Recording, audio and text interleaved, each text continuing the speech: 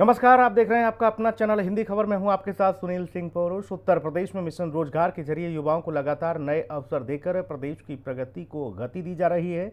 मुख्यमंत्री योगी आदित्यनाथ के नेतृत्व में उत्तर प्रदेश सरकार राज्य की थारू जनजाति के सशक्तिकरण और उनकी आजीविका सुधारने के लिए ठोस कदम उठा रही है और इसके तहत जनजातीय समुदाय को मुख्यधारा से जोड़ने, आजीविका सुधारने और आत्मनिर्भर बनाने की व्यापक योजना लागू की जा रही है। साथ ही विमुक्त और घुमंतु जनजातियों तक सरकारी योजनाएं पहुंचाने पर भी खासा ध्यान दिया जा रहा है। हिंदी खबर की स्पेशल रिपोर्ट देखिए।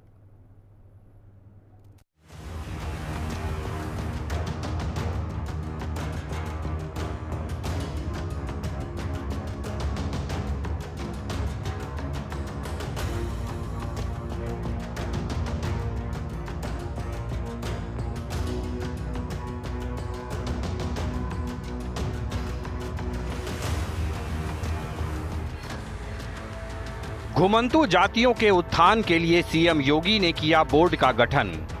थारू जनजाति के सशक्तिकरण पर योगी सरकार का खास फोकस। अपराधियों पर प्रहार, युवाओं को रोजगार। यूपी को गरीबी मुक्त बनाने के मिशन पर योगी सरकार। उत्तर प्रदेश के मुख्यमंत्री योगी आदित्यनाथ ने पिछले 8.5 साल में विकास की नई पटकथा लिखी है।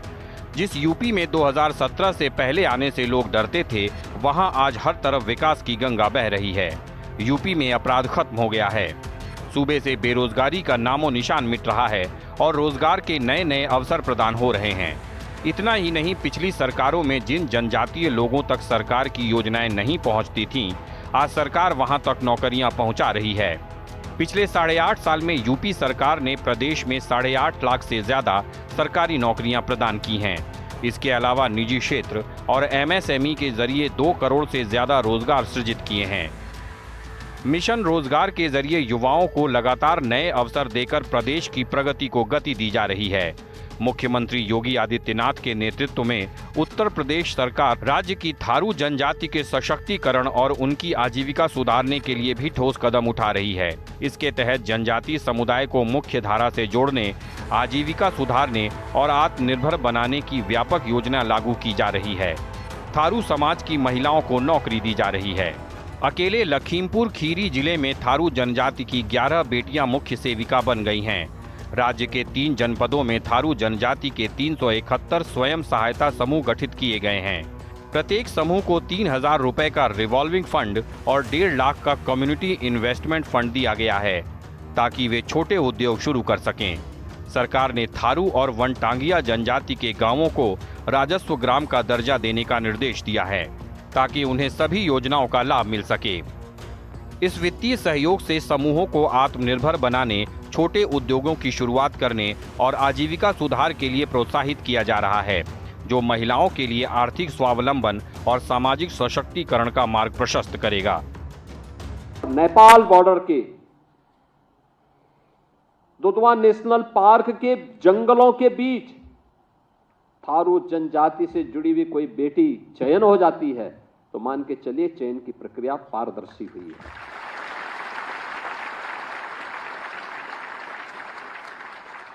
चयन की प्रक्रिया में अगर सुदूर किसी आजमगढ़ से, किसी अमरोहा से, किसी बिजनौर से, किसी शामली से, किसी ललितपुर से, किसी जालौन से, किसी सोनभद्र से अगर किसी बेटी का चयन होता है तो हम मान करके चलते हैं कि चयन की प्रक्रिया निष्पक्ष हुई है, पारदर्शी हुई है, क्योंकि प्रतिभा वहां पर भी है। 2 थारू बेटियों का चयन हुआ है, यानी जिन तक नौकरी नहीं पहुंच पाती थी, जिन तक योजनाएं नहीं पहुंच पाई थी, आज उन तक नौकरी पहुंच रही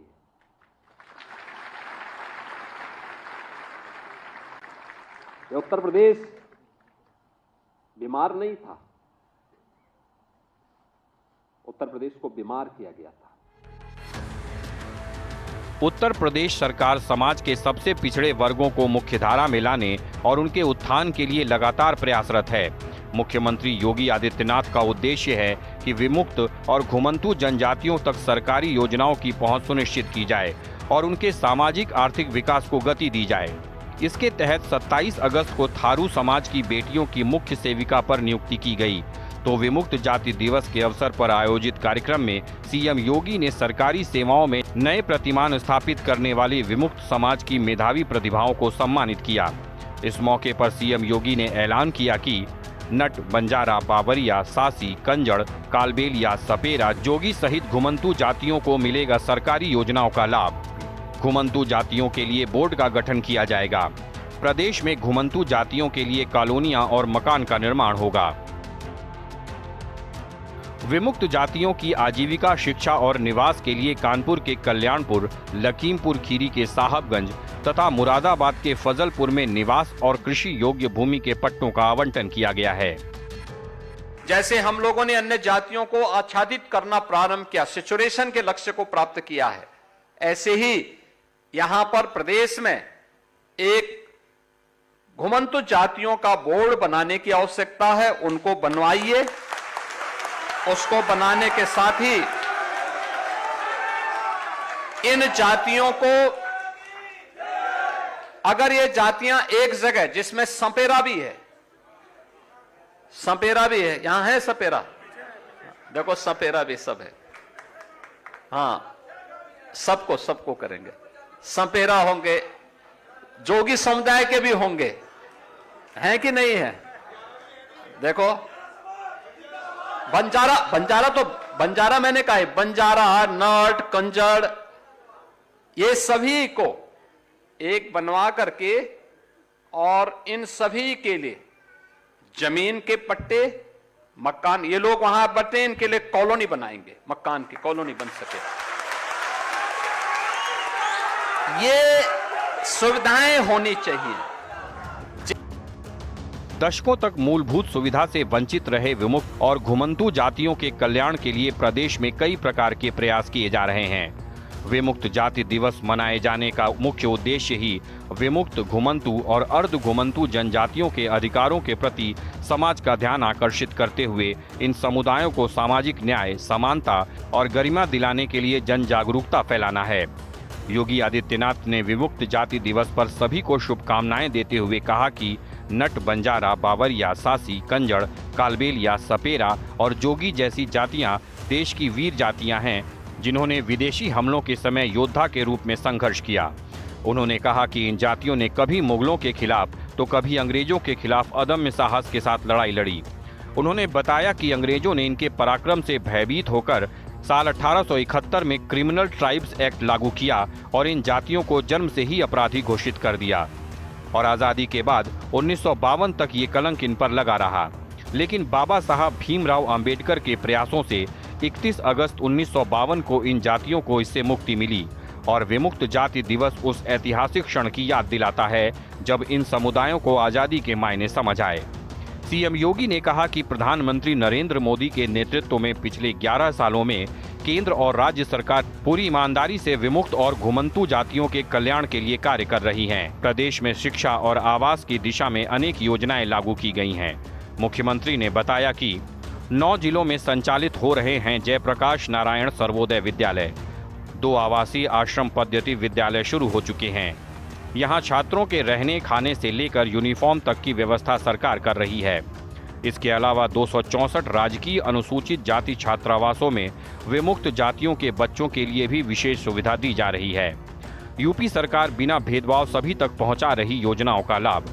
पुलिस भर्ती में भी शामिल हुए घुमंतू जातियों के युवक युवतियां। शामली और वनटांगिया मॉडल पर बनेगा घुमंतू जातियों के विकास का रोड मैप।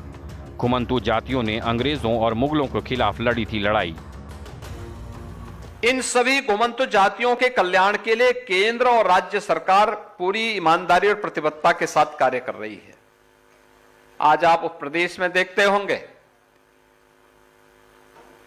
कि हमारी सरकार आई, उससे पहले की सरकारों को इस बात की फुर्सत नहीं थी कि वनटांगिया के लिए कुछ कर सके। हमारी सरकार ने उन्हें राजस्व गांव का दर्जा दिया, उन्हें मत प्रदान करने का अधिकार दिया। 1947 से लेकर के 2017 तक एक भी वनटांगिया परिवार के अपने पक्के मकान नहीं थे। आज उन सब के पक्के मकान बन गए हैं, उनके लिए स्कूल बन गए हैं, उनके लिए आंगनबाड़ी केंद्र बन गए हैं, उनके लिए हॉस्पिटल बन गए हैं। शासन की सभी प्रकार की योजनाओं से उन्हें आच्छादित किया गया है। मुसहर सुविधाओं से वंचित थे, आज उन्हें सभी प्रकार की सुविधाओं से युक्त किया गया है। कोल सुविधाओं से वंचित थे, उन्हें सभी प्रकार की सुविधाओं से युक्त किया गया है। थारू, गौड़, चेरो और तमाम अन्य उन सभी जातियों, बुक्सा, सहरिया, इन सब को भी इन योजनाओं से संतृप्त करने का कार्य किया जा रहा है। मुख्यमंत्री का मुख्य फोकस इन समुदायों को विकास की मुख्य धारा में लाने पर है। सबका साथ, सबका विकास, सबका विश्वास की नीति के तहत शिक्षा, निवास और आजीविका के क्षेत्र में कई योजनाएं लागू की गई हैं। विमुक्त जाति दिवस मनाने का उद्देश्य भी यही है कि समाज का ध्यान इन समुदायों के अधिकारों और गरिमा पर आकर्षित किया जाए और उनके कल्याण के लिए जन जागरूकता बढ़ाई जाए। सामाजिक न्याय एवं अधिकारिता मंत्रालय के तहत गठित विमुक्त, घुमंतु व अर्ध घुमंतु जनजाति आयोग की सूची के अनुसार उत्तर प्रदेश में विमुक्त समुदाय के जातियों की संख्या 59 है, जबकि घुमंतु समुदाय के जातियों की संख्या 29 है। ये समुदाय ज्यादातर भूमिहीन या खेतीहर मजदूर हैं और कच्चे मकानों, झोपड़ियों में निवास करते हैं। नट, बंजारा, बावरी, सांसी, कंजर और कालवेलिया जैसे समुदाय के इन लोगों के शिक्षा, आवास और आजीविका को लेकर योगी सरकार लगातार प्रयासरत है। सरकार ने इन जातियों के शैक्षिक और आर्थिक उत्थान के लिए कई महत्वपूर्ण कदम उठाए हैं। मुख्यमंत्री योगी आदित्यनाथ के नेतृत्व में उत्तर प्रदेश सरकार राज्य की थारू जनजाति के सशक्तिकरण और उनकी आजीविका सुधार के लिए ठोस कदम उठा रही है। सरकार का फोकस ये सुनिश्चित करना है कि वनवासी और विशेष जनजातियां मुख्य धारा से जुड़कर न केवल सामाजिक रूप से सशक्त हों, बल्कि आर्थिक रूप से भी आत्मनिर्भर बन सकें। 2017 में जब उत्तर प्रदेश की कमान योगी आदित्यनाथ ने मुख्यमंत्री के तौर पर संभाली, उसके बाद से अंत्योदय को लेकर, यानी कि अंतिम पायदान पर जो विकास के खड़े हैं, उनको आगे लाए जाने की काम बड़े स्तर पर योगी सरकार कर रही है। ऐसे में लगातार वो जनजातियां जहां पर पिछली सरकारों में सरकार की योजनाएं तक नहीं पहुंचती थी, वहां पर अब योगी सरकार बड़े स्तर पर नौकरियां तक ही पहुंचाने का काम कर रही है। ऐसा ही पूरा मामला साफ तौर पर सामने आया जब उत्तर प्रदेश में बड़े स्तर पर जब नियुक्तियां निकल रही हैं, तो थारू समाज के लोगों को भी बड़े स्तर पर नौकरियां देने के काम योगी सरकार कर रही है। और इसी क्रम में अब बड़े स्तर पर उन जगहों पर जहां पर सरकार की योजनाएं नहीं पहुंचती थी, सड़कें तक नहीं पहुंचती थी, वहां पर विकास करने का काम योगी सरकार बड़े स्तर पर कर रही है। और वहां पर महिलाओं को नौकरी देने का काम भी बड़े स्तर पर योगी सरकार के द्वारा किया जा रहा है। उत्तर प्रदेश की योगी आदित्यनाथ सरकार हमेशा महिलाओं के सशक्तिकरण की बात करती आई है। प्रदेश में महिलाओं के लिए कई कल्याणकारी योजनाएं चलाई जा रही हैं, जो उन्हें आर्थिक और सामाजिक रूप से सशक्त बनाने में मदद कर रही हैं। सरकार महिलाओं के लिए कई तरह की योजनाएं चला रही है, जिससे उनके शैक्षिक, स्वास्थ्य, आर्थिक और सामाजिक जीवन में सुधार आता है। मिशन रोजगार के तहत जो चयन हो रहा है, वो निष्पक्ष और पारदर्शितापूर्ण हो रहा है। योगी सरकार किसी तरह का भेदभाव नहीं कर रही है, तभी तो अति पिछड़े इलाकों से भी योग्य अभ्यर्थियों का चयन निष्पक्षपूर्ण तरीके से हो रहा है। लखीमपुर खीरी जिले की 64 युवतियां मुख्य सेविका बनी हैं। उन्हें मुख्यमंत्री योगी आदित्यनाथ ने लखनऊ में आयोजित कार्यक्रम में नियुक्ति पत्र सौंपा। इनमें थारू जनजाति की 11 बेटियां भी शामिल हैं। जिन लोगों के कारण पहचान के भीषण संकट के दौर से उत्तर प्रदेश को गुजरना पड़ा था, वे उस बीमारी के कारण थे और उस बीमारी को समझने की आवश्यकता है। और ये आपका सौभाग्य है। याद रखना, कार्य कोई बड़ा नहीं होता, कोई छोटा नहीं होता। जहां अवसर मिले वहां अपनी प्रतिभा का भरपूर उपयोग करिए। ये मिशन रोजगार के साथ हम लोग नियुक्ति पत्र वितरण के कार्यक्रम को इसीलिए जुड़ते हैं क्योंकि प्रधानमंत्री जी इस बात को कहते हैं कि यह इस बात का संकेत होना चाहिए कि किसी के साथ अन्याय नहीं हुआ है, न होना है।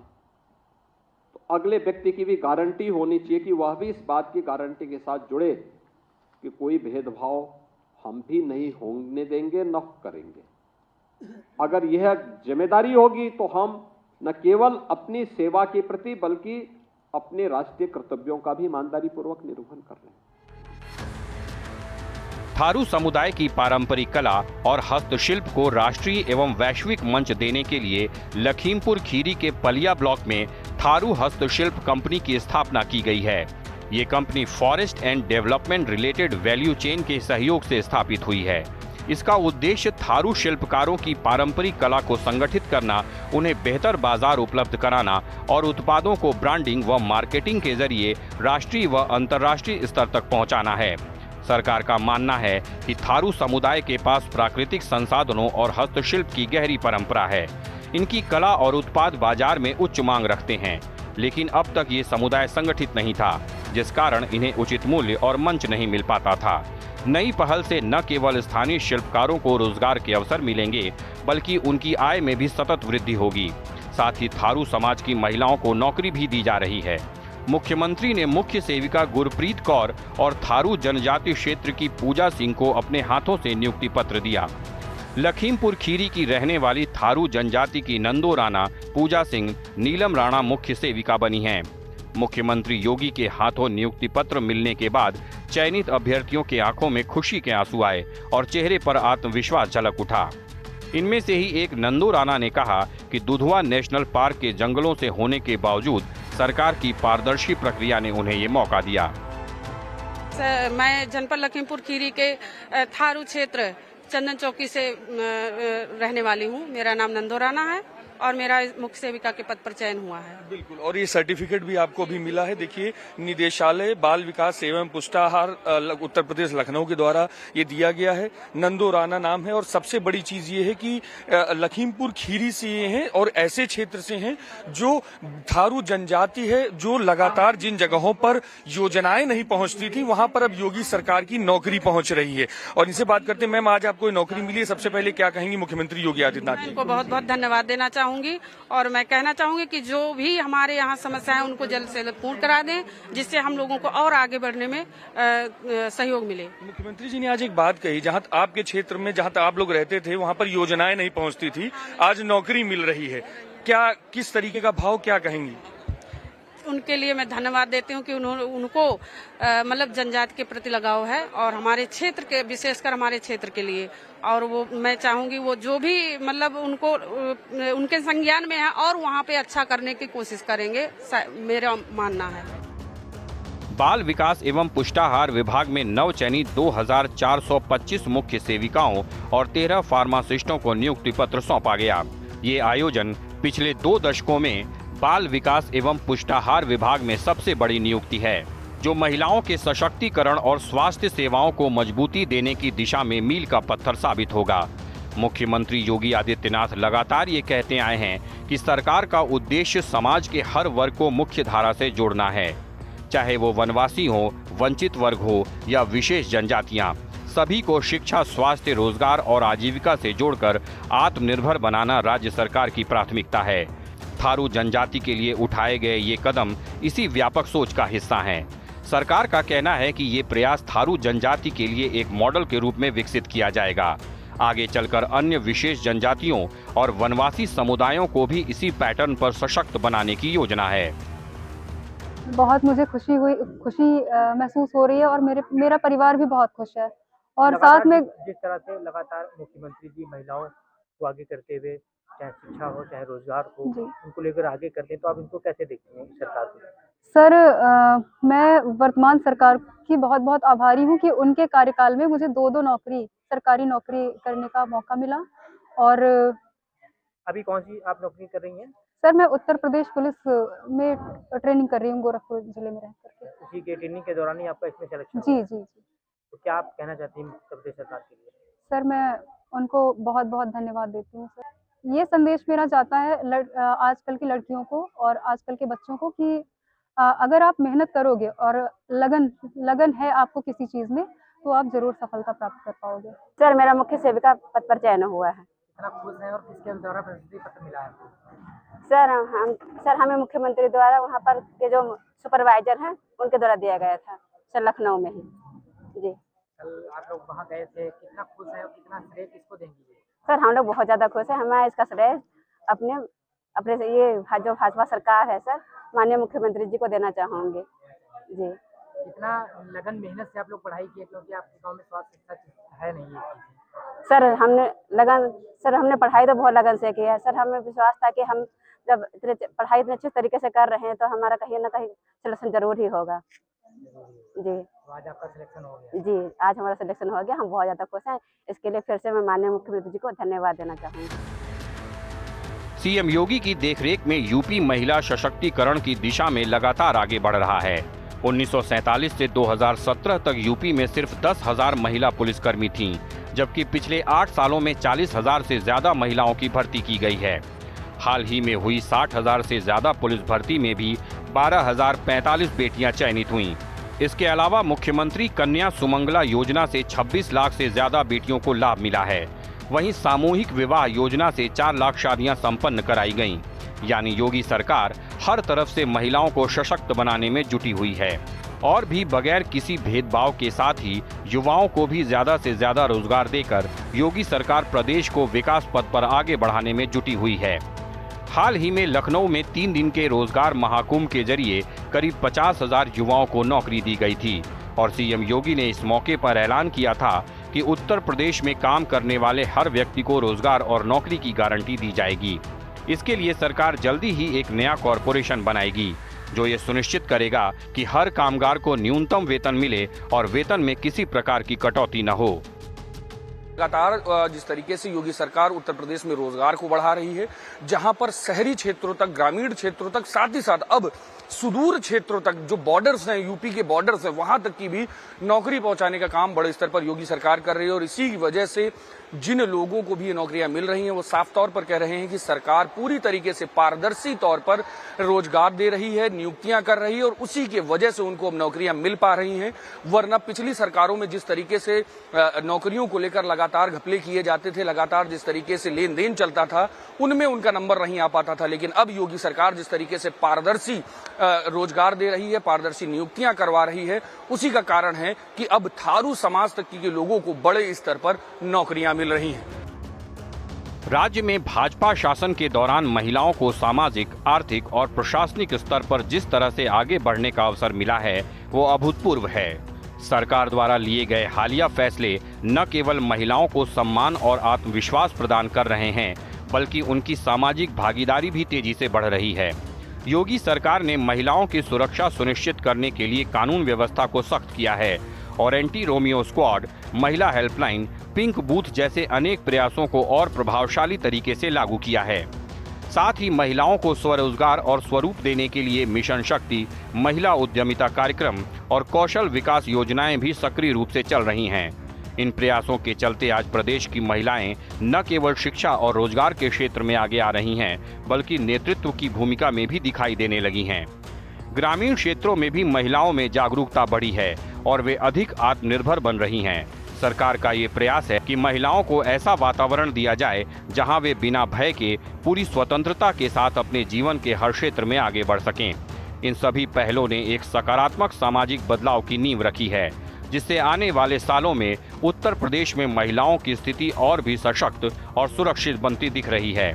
योगी आदित्यनाथ के नेतृत्व में प्रदेश सरकार ने ये साबित किया है कि महिला सशक्तिकरण केवल नारेबाजी नहीं, बल्कि धरातल पर दिखने वाली वास्तविकता है। बेटी के जन्म से लेकर के स्नातक तक की पढ़ाई के लिए 25,000 रुपए का पैकेज सरकार देती है और शादी के लिए योग्य हुई बेटी 1 लाख रुपए मुख्यमंत्री सामूहिक विवाह योजना में उस बेटी के कन्यादान के लिए सरकार उपलब्ध करवाती है। सरकार की योजना का परिणाम है कि आज योजनाओं का लाभ बिना भेदभाव के प्रत्येक व्यक्ति को मिल रहा है। बिना भेदभाव के राशन की सुविधा का हो, मकान की सुविधा का हो, शौचालय की सुविधा का हो, पेंशन की सुविधा का हो या सरकारी नौकरी में सुविधा का। आपने देखा होगा अभी उत्तर प्रदेश पुलिस में भर्ती हुई, भर्ती में घुमंत जातियों से जुड़े हुए भी तमाम युवक और युवतियां भर्ती हुई हैं जिन्हें सरकारी नौकरी मिल गई। पहले कोई पूछता नहीं था, अब सरकारी नौकरी मिल रही है। इन सभी जातियों के कल्याण के लिए सरकार पूरी प्रतिबद्धता के साथ कार्य कर रही है। यूपी के लिए जो सबसे चुनौतीपूर्ण काम था वो था यूपी को अपराध मुक्त, भय मुक्त और माफिया मुक्त बनाना। इसके लिए सीएम योगी ने सख्त रवैया अपनाया और इसका सीधा असर यूपी के विकास पर भी पड़ा। योगी सरकार की पहल की वजह से आज की तारीख में यूपी ड्रीम इन्वेस्टमेंट डेस्टिनेशन बन गया है। हाल ही में वार्षिक उद्योग सर्वेक्षण यानी ASI की साल 2023-24 की जो नई रिपोर्ट सामने आई थी, उसके मुताबिक उत्तर प्रदेश में औद्योगिक क्षेत्र में रोजगार में 5.92% की बढ़ोतरी हुई है और पिछले एक दशक के दौरान राज्य में 57 लाख से ज्यादा नौकरियों का सृजन हुआ है। अब योगी सरकार की योजना हर जिले में एम्प्लॉयमेंट जोन बनाने की है, जिससे यूपी के हर युवा को नौकरी या रोजगार मिल सके। हिंदी खबर की स्पेशल रिपोर्ट। और इस बुलेटिन में इतना ही। खबरें लगातार जारी हैं। आप बने रहिए हिंदी खबर के साथ। नमस्कार।